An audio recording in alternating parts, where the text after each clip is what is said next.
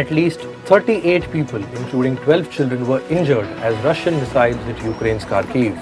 Ukrainian officials say the missiles struck during the evening hours on Tuesday. An apartment housing complex was also damaged in the strike. Meanwhile, Russia denied that it was deliberately targeting civilians.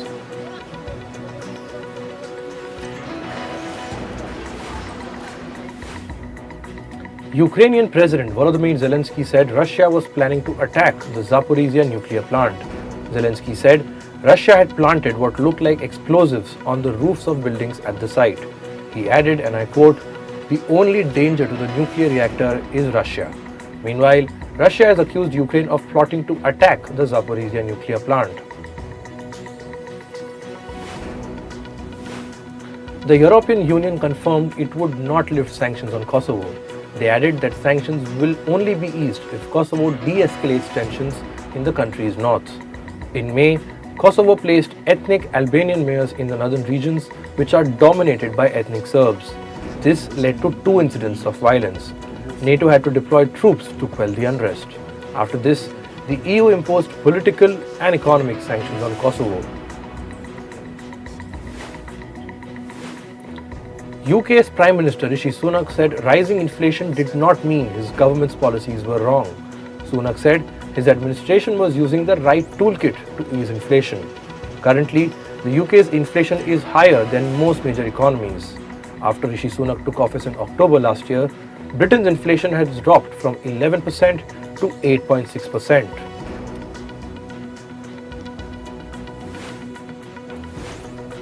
Israel's Prime Minister Benjamin Netanyahu has said his troops were completing the operation in Jenin city in West Bank. Netanyahu said that once the counter-terrorism operation would be completed, the troops would withdraw. However, he further added, and I quote, "Jenin is not a one-time operation. At least 10 civilians were killed in the Jenin raid." Israel has deployed over 1,000 troops to target an alleged militant command center.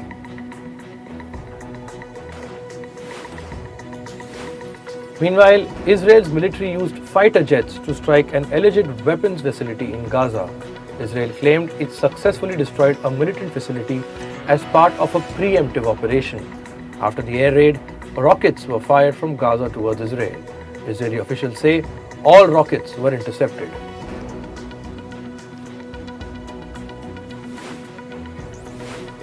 A truck rammed into pedestrians in Israel's Tel Aviv on Tuesday. The driver then went on a stabbing rampage. At least 8 people were wounded in the attack. Israeli officials say they arrested a 20-year-old Palestinian as the main suspect. The attack comes after Israeli troops killed at least 10 civilians during the Jenin raid in West Bank.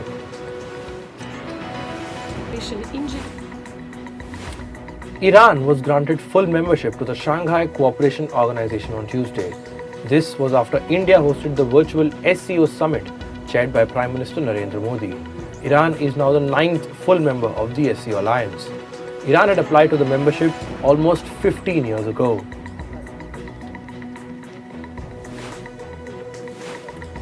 US President Joe Biden and First Lady Jill Biden hosted military families at the White House. This was to celebrate America's Independence Day on the 4th of July. Hundreds of military families gathered at the South Lawn. They enjoyed the musical performances arranged for them.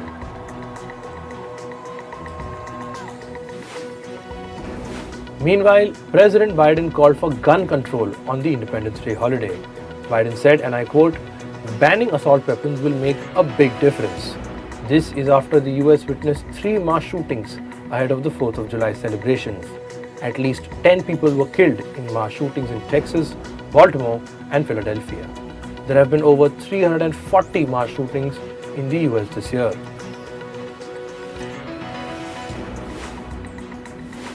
The Central American nation of Guatemala has begun reviewing ballots from the first round of the presidential elections. This is after frontrunner Sandra Torres challenged the results. In the first round, Torres trailed behind anti-corruption candidate Bernardo Arevalo. Sandra Torres is the former First Lady of Guatemala. 30 Chinese migrants were rescued by Colombia's army at sea near the Panama border. Army officials say 3 Colombian officials were also arrested. The detainees were allegedly attempting to illegally transport the Chinese migrants to the US. Colombian officials have handed over the rescued migrants to the Chinese embassy.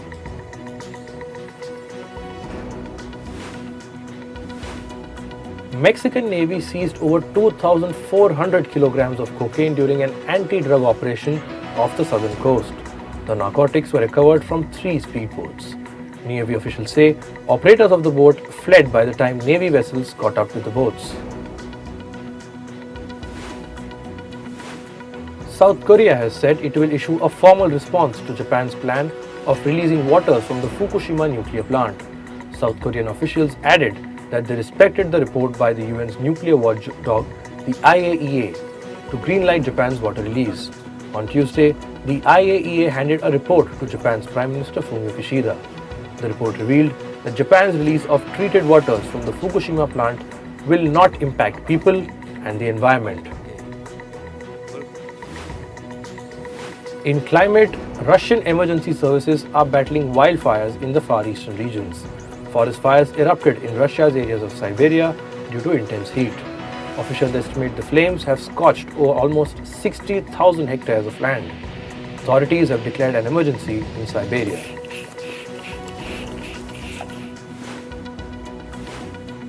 Peru's Obinas volcano spewed ash and hot clouds on Tuesday. This caused nearby towns to get covered in the ash. Authorities have set up shelters in case evacuation is needed. Currently, there are over 2,000 people living near the volcano. Peru is home to a dozen active volcanoes. The Obinas volcano has been acting up since 2019. The Caribbean country of Cuba is facing a severe water crisis. More than 100,000 residents in the country's capital Havana are without water. This is due to rising heat, which has caused water reservoirs to dry up. Cuban authorities have begun sending water tankers to residential areas that have been affected by the water shortage. Earth recorded its hottest day ever on the 3rd of July. This is according to the National Center for Environmental Prediction in the US. The report said that Earth's average global temperatures reached 17 degrees Celsius. It surpassed the previous August 2016 record of 16.9 degrees Celsius. Scientists say heat waves across the world were causing the temperatures to rise.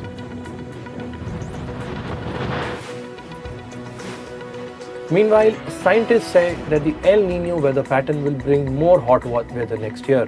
El Niño is the unusual warming of the surface of the Pacific Ocean. This leads to more violent storms in the Pacific and warmer temperatures in Africa, Asia, and Australia. Experts have warned that human activity is exacerbating effects of the El Niño.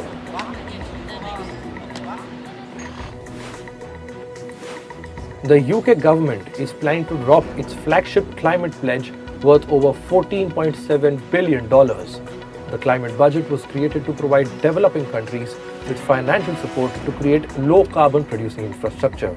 However, the UK's aid for Ukraine during the ongoing war with Russia has forced the country to reconsider its climate pledge. Many Britons are accusing Prime Minister Rishi Sunak of making false promises to developing countries. In business, the Bank of England is planning to force more international banks to set up their subsidiaries in the UK. It is considering the plan as a part of its review of the banking crisis earlier this year. It noted that subsidiaries are easier for local regulators to seize control in case of failure.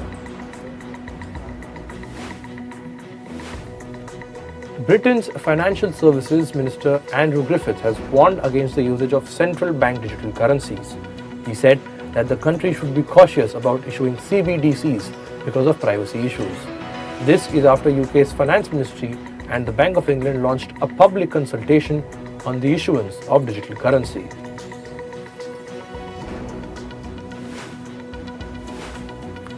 A spokesperson from the Chinese Foreign Ministry has said that the latest export controls are not aimed at targeting any specific country.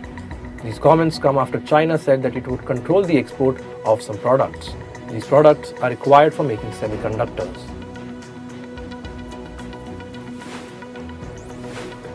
India will reportedly aims to begin producing its first domestically manufactured microchips by the end of 2024. The country will begin working on the semiconductor assembly plant in August. Last month, semiconductor company Micron signed an agreement with the Indian government to build its first factory in the country. This was during Indian Prime Minister Narendra Modi's state visit to the US.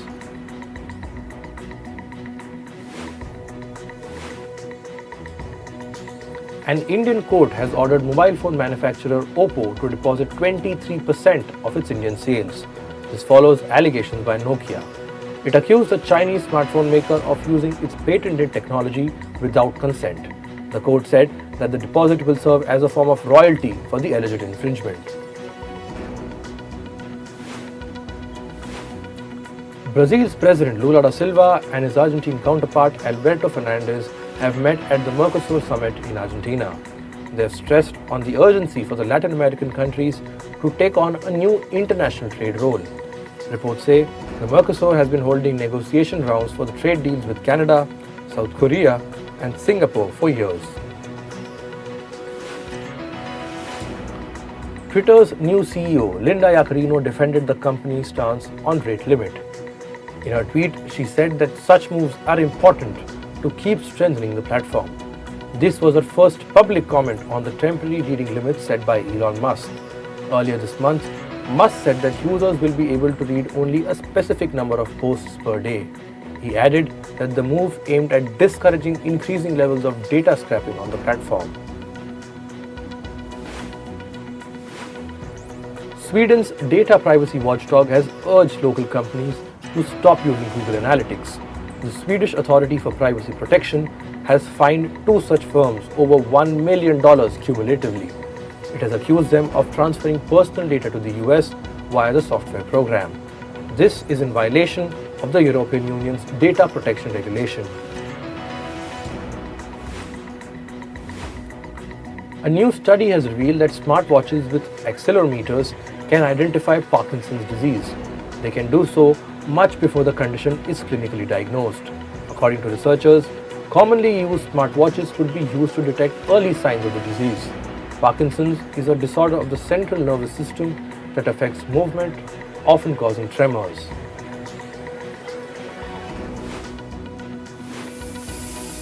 Researchers are developing a drone that will have firefighting abilities. This will help in saving lives in situations like building fires or wildfires. The prototype, called Fire Drone, was inspired by the Grenfell Tower fire in London. The mishap had claimed 72 lives. Moving to sports, in cricket, the Board of Control for Cricket in India, or the BCCI, has appointed Ajit Agarkar as the new chairman of the selection committee of the men's team. The position was vacant since February. Former chairman Chetan Sharma resigned from the role after a sting operation. A three-member cricket advisory committee headed by Ashok Malhotra recommended Ajit Agarkar for the position.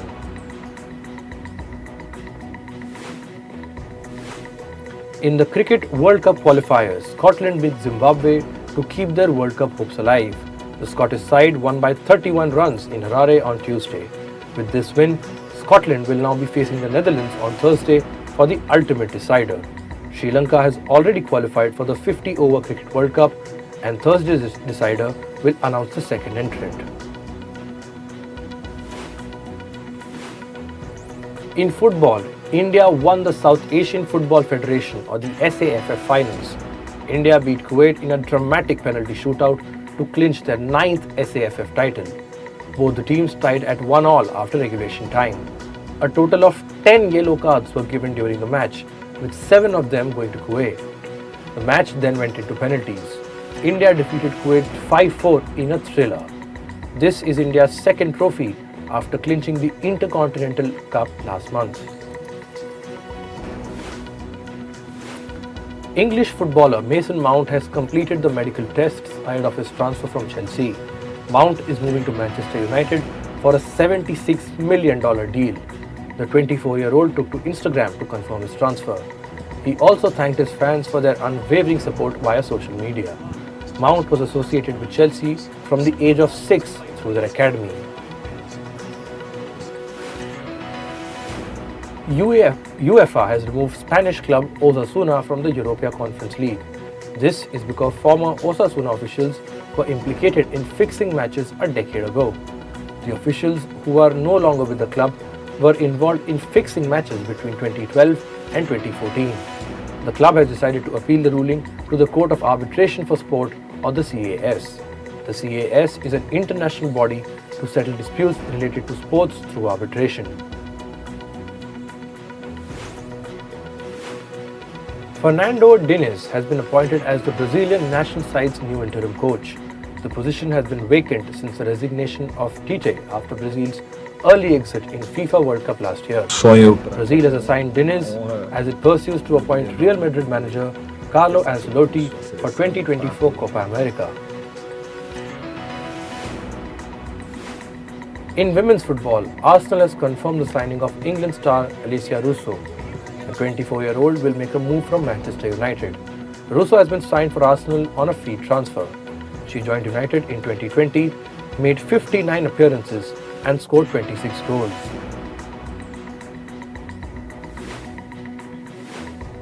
In tennis, former world number 1 Andy Murray has entered the second round of Wimbledon 2023. Murray defeated fellow British player Ryan Peniston 6-3, 6-0 and 6-1 in straight sets. The two-time Wimbledon champion will now face a tougher test in the second round. He will play either 5th-ranked Stefanos Tsitsipas or former US Open winner Dominic Thiem.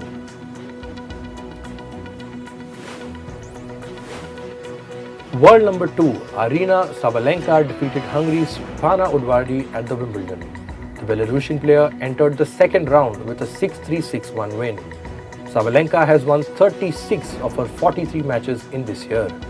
She will now face either Italy's Camilla Giorgi or Varvara Grachova of France in round 2. World number 3 Elena Rybakina defeated America's Shelby Rogers in a Wimbledon opener. She defeated Rogers 4-6, 6-1 and 6-2 to advance to round 2. The defending champion won the match in an hour and 43 minutes. She will now be facing either Japan's Nao Hibino or France's Elise Cornet in the second round.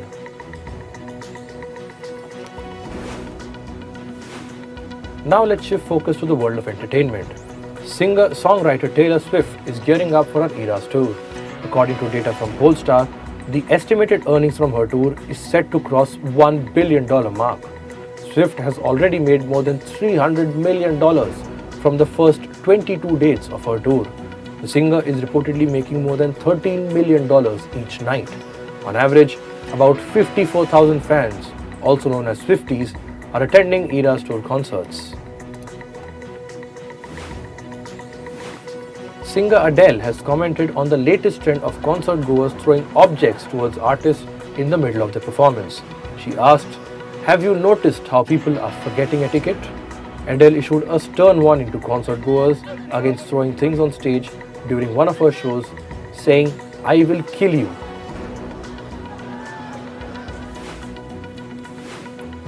K-pop band 50/50 has been reportedly dropped out of the promotions of Barbie movie. This comes amid a public dispute between the singers and their agency.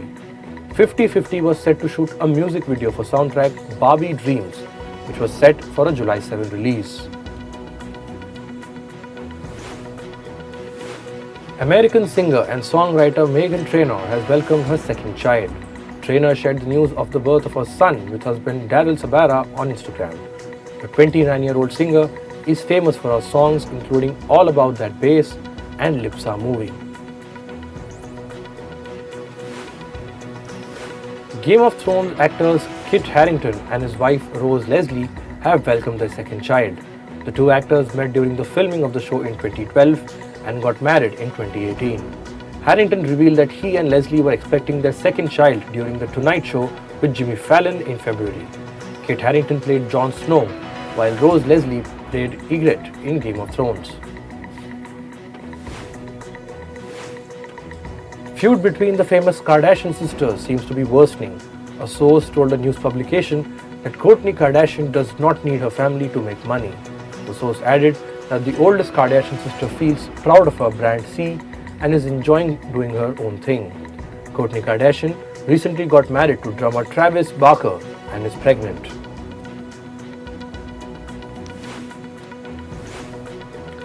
Media personality Kyle Richards and her real estate broker Mauricio Umansky have broken silence on divorce rumors. They wrote on Instagram, "Any claims regarding our divorcing are untrue. However, yes, we had a rough year, the most challenging one of our marriage." Richards and Umansky are best known for featuring in celebrity reality show Real Housewives of Beverly Hills. The two have been married for 27 years. The cast of Netflix hit show The Good Place recently reunited for a slumber party. The party was organized by actor Ted Danson, who played the role of Michael in the philosophical fiction series. Actors Jamila Jamil, who played Sahani, Darcy Carden, who played Janet, and William Jackson Harper, who played Chidi, attended the party. However, Kristen Bill, who played the main character Eleanor, was absent but was invited. Actor Kit Connor has revealed that he might not have come out as bisexual had fans not pressurized him. He said, and I quote, "Forced isn't the right word I would use, but I would have preferred to do it another way. But I don't regret it. It is empowering."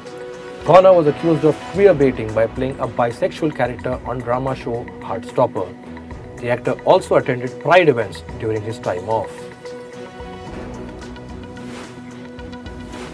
And finally, YouTuber Grace Helbig has revealed that she has been diagnosed with breast cancer. In a video, Helbig said, "It has been a whirlwind, but I wanted to let you know on the secret, get your lumps checked." Helbig has also revealed that she will undergo chemotherapy followed by surgery and hormonal therapy. The YouTuber is famous for hosting comedy talk show The Grace Helbig Show.